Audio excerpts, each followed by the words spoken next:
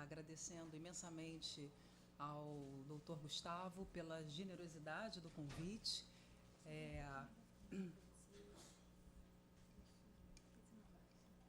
Agradecer a presença de todas e todos aqui hoje, nessa manhã, cumprimentar a mesa pela oportunidade dessa companhia.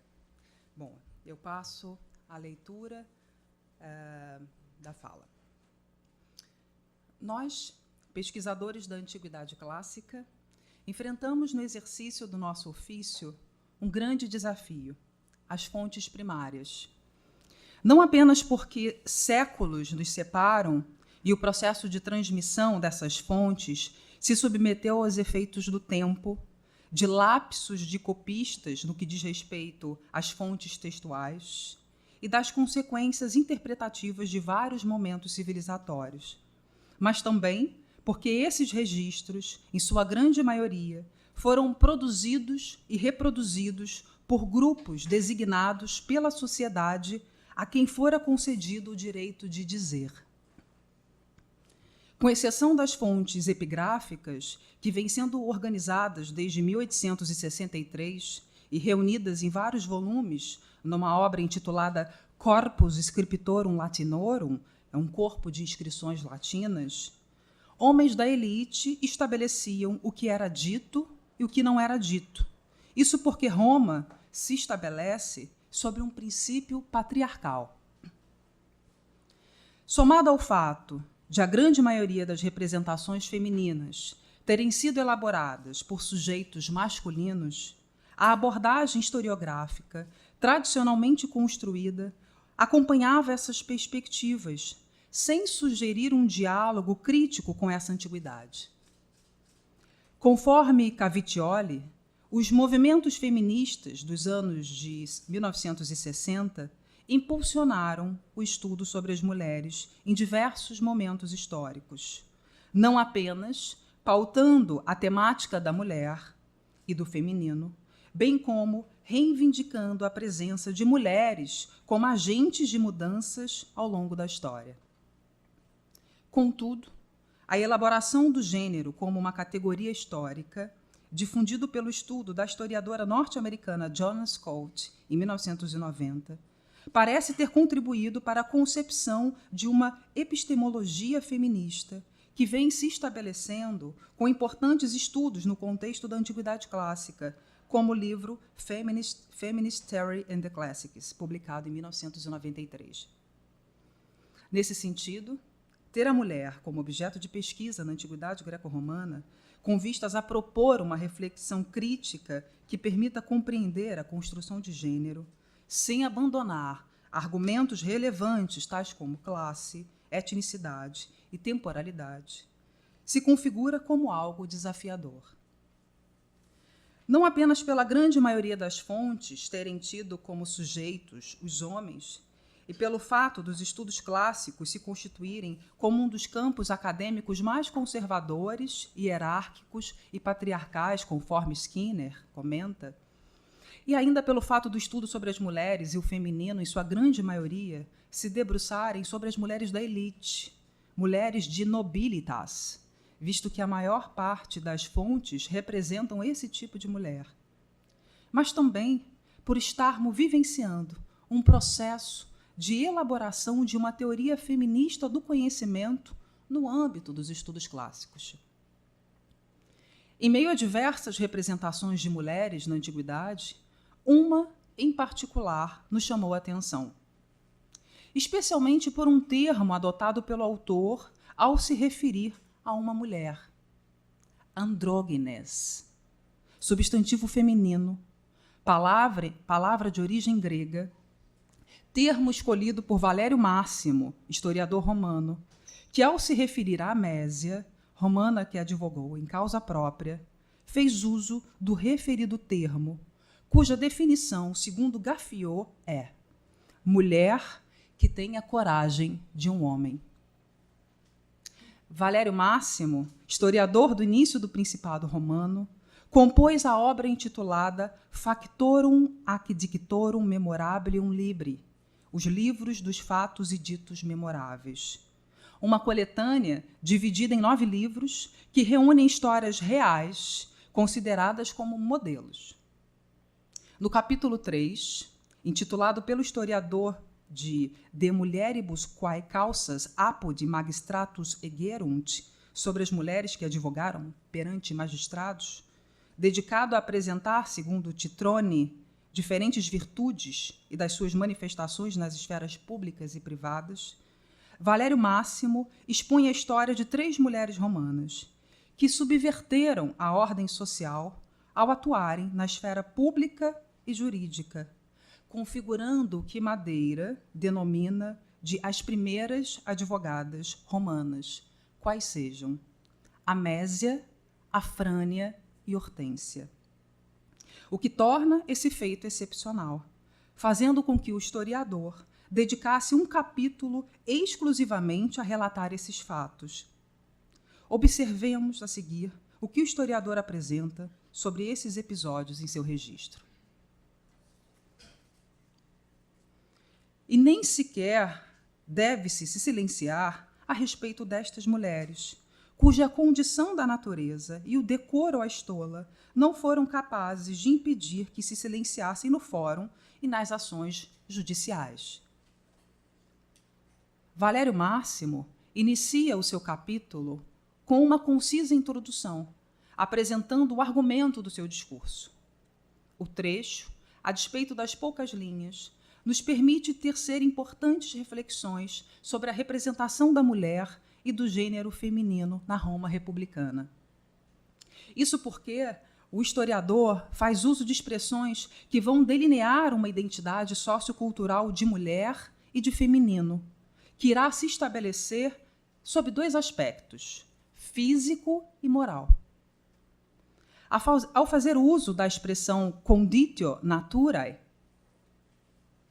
condição da natureza, o historiador ressalta em seu discurso a característica biológica como um elemento definidor da construção social de gênero.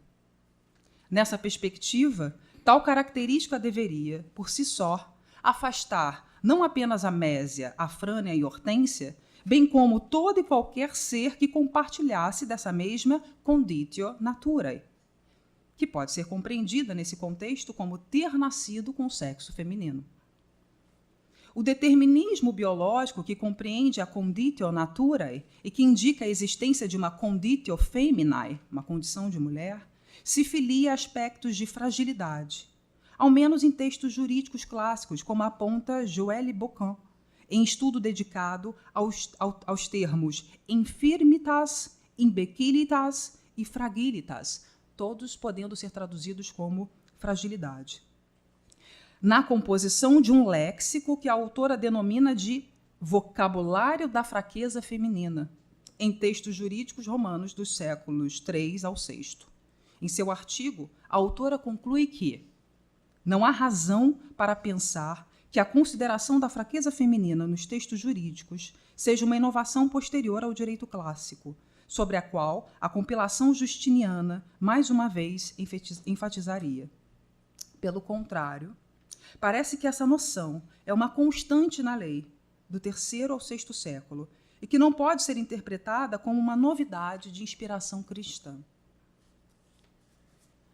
A outra expressão empregada pelo historiador sublinha aspectos morais, isto é, o que se esperava, na opinião do historiador, do comportamento de um determinado tipo de mulher, o erecundia stolae, o decoro à estola.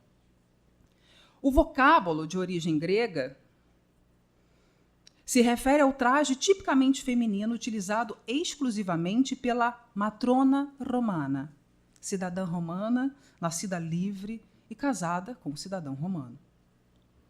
O uso da estola não estava circunscrito ao estilo ou ao gosto da mulher romana, mas se tratava de um apanágio às determinadas mulheres, como se verifica no trecho de Festo. Chamavam de matronas as mulheres que tinham o direito de vestir a estola. Ainda sobre o uso da estola, Arruda comenta, abre aspas, ao sair à rua, a mulher romana trazia a estola matronalis, veste severa que a indicava como digna de respeito aos transeuntes. Davam-lhe todos passagem. Não a podiam tocar, ainda quando eram citada para vir a juízo, fecha aspas. Nesse sentido, a estola, mais do que uma vestimenta, representa um estatuto social, que, ao lado de outros adereços, como a instita, apresentada por Trevisan como uma franja de vestimenta que se estendia até os pés, evitando assim a exposição exagerada dos corpos das mulheres, e ainda a uita, que, segundo o mesmo autor, eram faixas de lã que as matronas amarravam nas nucas, tais peças caracterizavam, por assim dizer, um arquétipo socialmente construído de respeitabilidade. Valor que pode ser atestado nos versos do poeta romano Ovídio, que, em sua obra Arte de Amar, um manual de sedução para mulheres e homens, faz uso da expressão insignes pudores, insígnias do pudor, conferindo dessa forma a tais adereços um valor sociocultural de respeito e castidade, reputação que, segundo o poeta, deveria ser substituída pelas mulheres que desejassem seduzir em troca da companhia de Vênus. Ficai longe, ó fitas tênues, insígnias do pudor, e tu, ó veste longa, a roçar o meio dos pés. Nós, a Vênus, segura, e aos furtos permitidos cantaremos. E, em meu poema, nenhum crime haverá. Como pode ser observado, o emprego do termo stolai configura uma compostura própria às matronas. No entanto, Valério Máximo reforça esse sentido ao empregar o substantivo verecundia na formação da sua expressão. O substantivo que dará origem à palavra vergonha em língua portuguesa apresenta em sua primeira acepção, segundo Gaffiot, o sentido de comedimento, reserva, pudor e discrição. Nesse sentido, a expressão verecundia stolae, pudor a estola, utilizado por Valério Máximo, parece simbolizar, na opinião do historiador, não apenas um valor socioculturalmente estabelecido, bem como uma orientação de tratamento desejável a tais costumes por parte de um grupo de mulheres em particular, do qual a Mésia possivelmente fazia parte. Outro aspecto importante que deve ser observado nas palavras iniciais do historiador é o duplo emprego do verbo tacere, cujo significado reúne o valor transitivo de calar e o valor intransitivo reflexivo de se calar, cuja raiz dará origem a palavras da língua portuguesa como tácito e taciturno. O emprego desse verbo, repetido 2 vezes em um excerto de poucas linhas, parece ser a chave interpretativa para uma reflexão a respeito de um dos aspectos fundamentais na elaboração do gênero na antiguidade, o silenciamento. Para refletirmos um pouco mais sobre esse aspecto, visitaremos 2 arquétipos míticos que apresentam de forma bastante emblemática uma alegoria do silêncio, mais especificamente da privação do dizer. Estamos nos referindo ao mito de Prócne e Filomela e ao mito da ninfa Lara. As personagens míticas Prócne e Filomela, representadas pelas aves rouxinol e andorinha, em símiles que percorrem a tradição literária de diversas épocas, seja como um símbolo da própria expressão poética, representando, por assim dizer, a poesia, seja como uma imagem de dor, lamento e silenciamento, propiciam um diálogo com o próprio fazer poético e oferecem ainda a possibilidade de leitura de aspectos socioculturais importantes que nos ajudam a refletir sobre o que somos e o que não somos. Em meio a inúmeras versões do mito, uns poucos fragmentos remanescentes da tragédia de Sófocles, Tereus, nos apresentam as primeiras referências nominais dos personagens principais, que antes eram apenas referidas como aves, um rouxinol, uma andorinha e uma polpa. A versão que segue é fornecida por Ovídio, em suas Metamorfoses. Pandião, rei de Atenas, concede a mão de sua filha Prócne a Tereu, rei da Trácia. Prócne é levada por seu esposo a um novo lar, onde tem um filho, Itis. Saudosa de sua irmã Filomela, que permanecera em Atenas, Prócne pede a seu esposo para buscá-la. Ao conhecer a irmã de sua esposa, Tereu demonstra interesse por Filomela, que recusa a investida do cunhado. No entanto, Tereu, ignorando a opinião de Filomela, o compromisso com a sua esposa e com Pandião, violenta sexualmente a cunhada.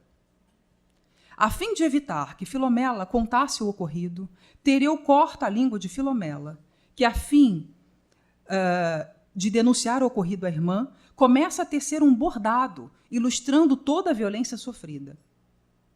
Tendo, enfim, a história sido revelada a Prócne, decidem ambas as irmãs se vingar do marido e cunhado, assassinando o próprio filho e sobrinho Itis. Depois do infanticídio, Prócne o serve no jantar a Tereu, que, desconhecendo a origem sombria daquela refeição, se delicia com farto alimento. Terminada a ceia, Prócne confessa seu crime e encerra sua vingança. O esposo, irado, persegue e tenta atacar esposa e cunhada, as quais, suplicando aos deuses, são ambas, Prócne e Filomela, transformadas em pássaros, um roxinol e uma andorinha. E Tereu, compartilhando o mesmo fim, é metamorfoseado em polpa. Outro arquétipo mítico que deve ser destacado com o propósito de refletirmos sobre o silenciamento feminino é a Tactamuta, alegoria eleita por Iva Cantarella para dar título ao seu livro sobre a mulher antiga e que é retomada por Madeira. O mito é apresentado também por Ovídio em outra obra, Os Fastos, e conta a história de uma ninfa chamada Lara. No mito, Júpiter desejava Juturna, ninfa das fontes, e que não desejava Júpiter. Juturna, pois, tentava de todas as formas escapar do deus, que reuniu todas as ninfas do Lácio e pediu-lhes que o ajudassem, capturando Juturna quando ela tentasse fugir novamente. Todas concordaram em ajudar Júpiter, exceto uma única ninfa, a Lara, que não apenas preveniu Juturna sobre o plano de Júpiter, como também contou a Juno, a esposa de Júpiter. Encolerizado, Júpiter cortou a língua de Lara e a confiou ao deus Mercúrio, para que este a conduzisse aos infernos e se tornasse a ninfa das águas do reino dos mortos. Durante o caminho, Mercúrio violenta Lara, e dessa violência nascem os deuses Lares, encarregados de velar os recintos domésticos. Diante de duas narrativas míticas tão potentes, gostaríamos de ressaltar a simbologia do corte da língua das personagens Filomela e Lara.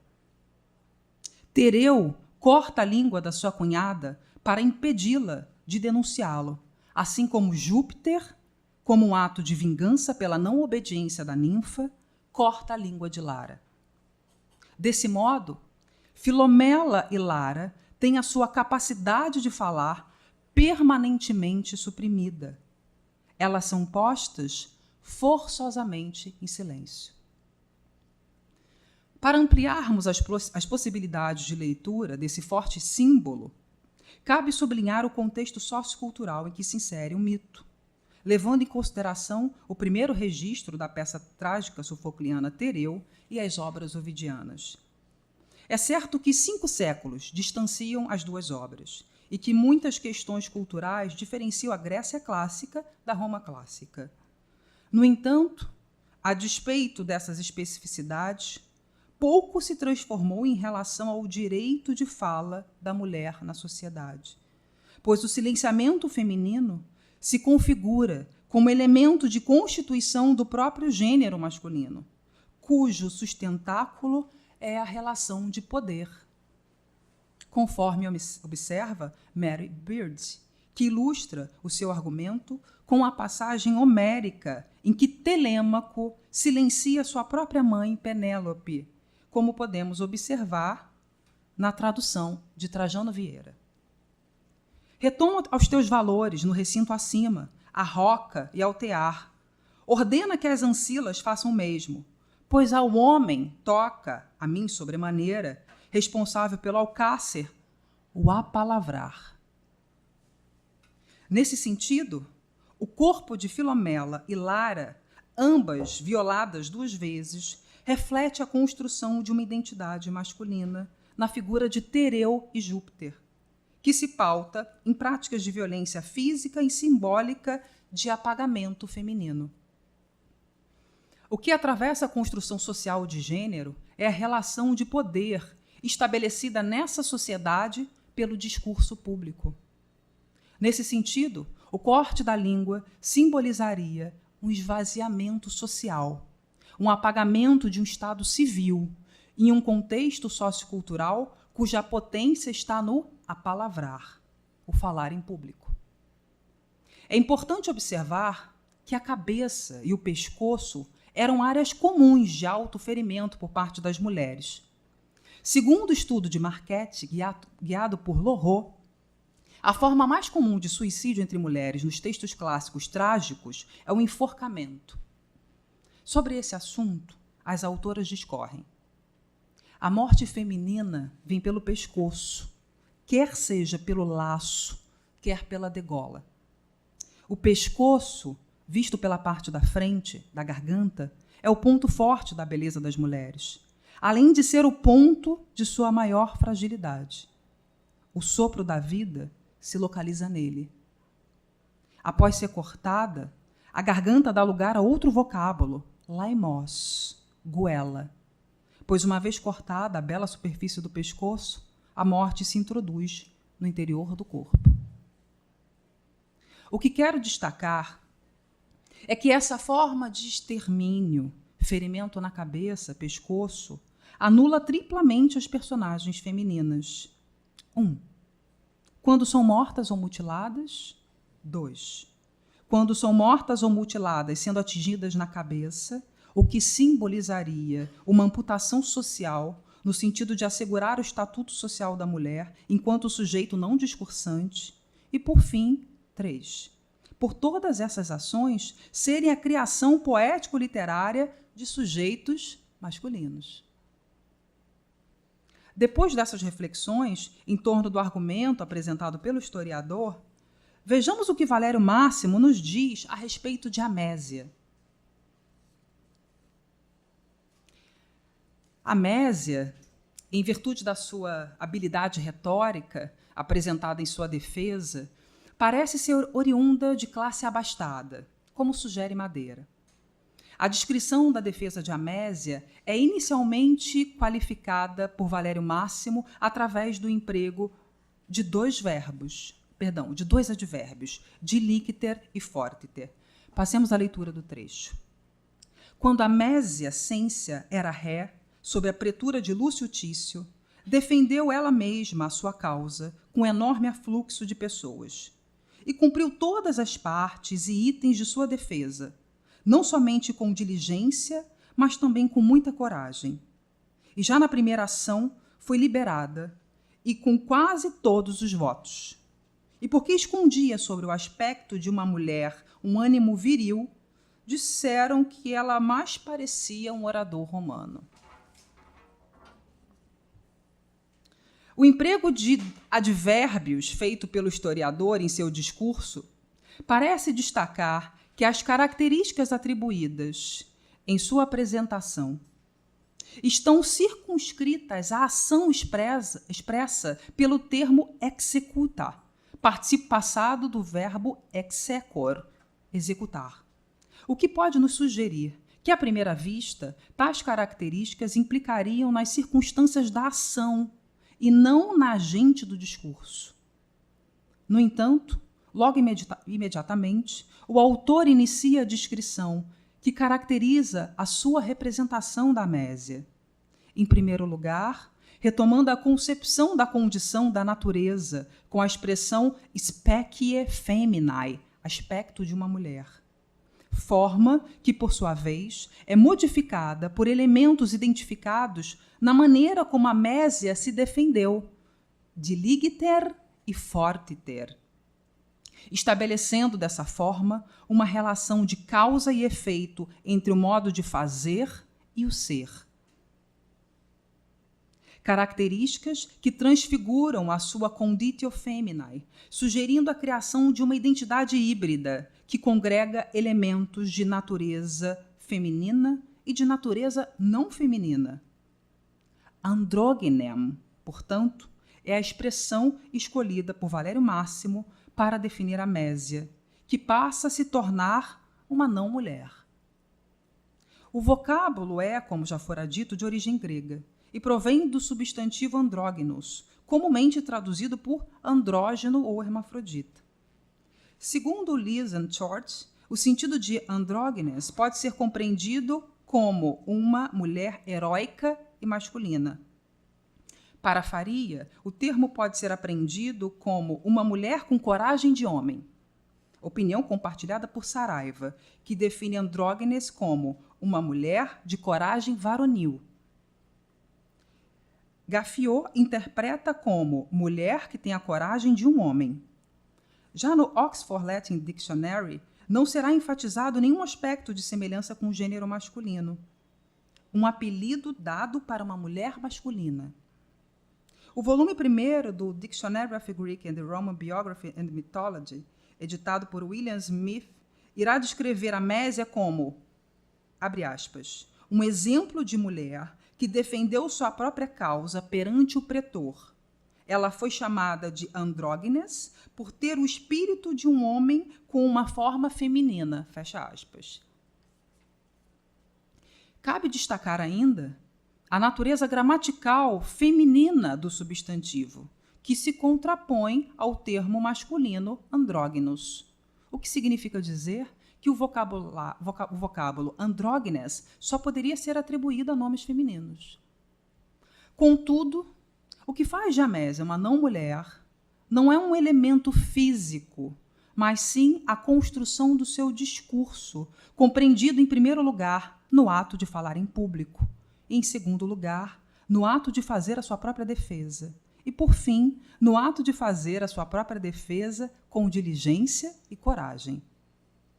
O que afasta, pois, a Mésia do gênero feminino não é um elemento formal, isto é, uma característica de sua anatomia, mas o discurso público, a eloquência, constituído pela retórica, componentes destituídos do ser feminino e que, no entanto, caracterizam princípios fundantes do ser masculino, uma vez que a eloquência é um elemento essencial de poder, como assinala Pereira, abre aspas. A oratória era uma peça essencial no funcionamento da sociedade antiga, fecha aspas.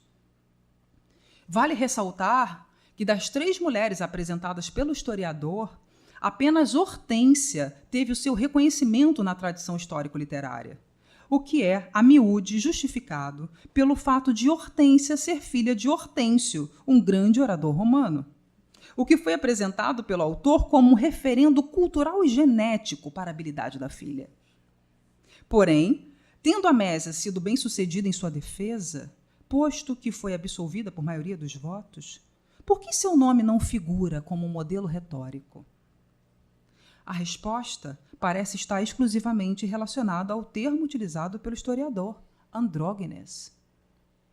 Ainda que Valério Máximo tenha inaugurado um novo sentido para o termo, a miúde circunscrito ao hibridismo na esfera anatômica, isto é, um corpo que congrega características físicas do sexo feminino e masculino, o sentido de andrógenes parece ter se amalgamado ao de andrógenos, como pode ser atestado em 2 epigramas renascentistas do escritor Nicodemo Folengo.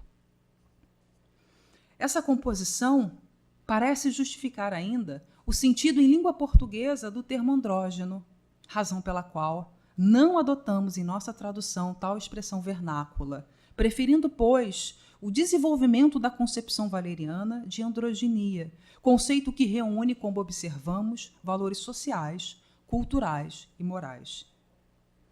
O emprego do termo andrognem lança a luz para estruturas morais que estavam no centro da ordem política, social e jurídica dos romanos. A esse respeito, cabe destacar as palavras de Ir. Abre aspas. Os romanos não distinguiam claramente moralidade de política e economia, mas olhavam para as questões sob um ponto de vista que pode designar-se de social, que reflete a natureza pessoal e social da própria vida política. Fecha aspas. Obrigada.